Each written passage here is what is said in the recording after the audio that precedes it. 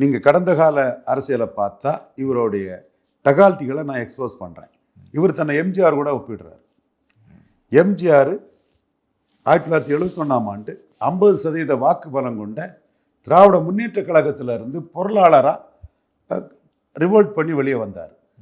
கட்சி கணக்கு கேட்டு கிளைச்செயலாளர்லாம் சம்பாதிச்சிட்டான்னு சொல்லி ஒரு இஷ்யூவை சொல்லி 50% பலம் கொண்ட ஒரு கட்சியில் இருந்து பொருளாளர் போர்க்கொடி தூக்குறாரு. நம்பர் 2 போர்க்கொடி தூக்குறாரு. அவர் பெரிய ஹீரோவாக இருந்தார்.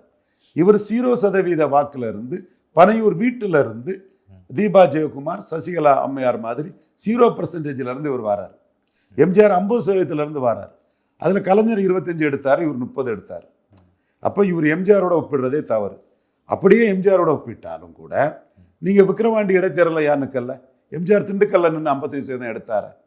நீங்கள் ஈரோடு கிழக்கு இடைத்தேர்தலில் யார் நிற்கல? எம்ஜிஆர் கோயம்புத்தூரில் நின்று 38% வாக்கெடுத்து 500 ஓட்டில் தான் ஜெயித்தார். அப்போ தப்பி தான் பிழைச்சார். கம்யூனிஸ்ட்டுக்கு 13% ஓட்டு இல்லைன்னா ஜெயித்திருக்க முடியாது. எனிவே எம்ஜிஆருக்கு வெற்றியாளர் எம்ஜிஆர் தான். அப்போ அந்த மாதிரி நீங்கள் ஏன் வரல?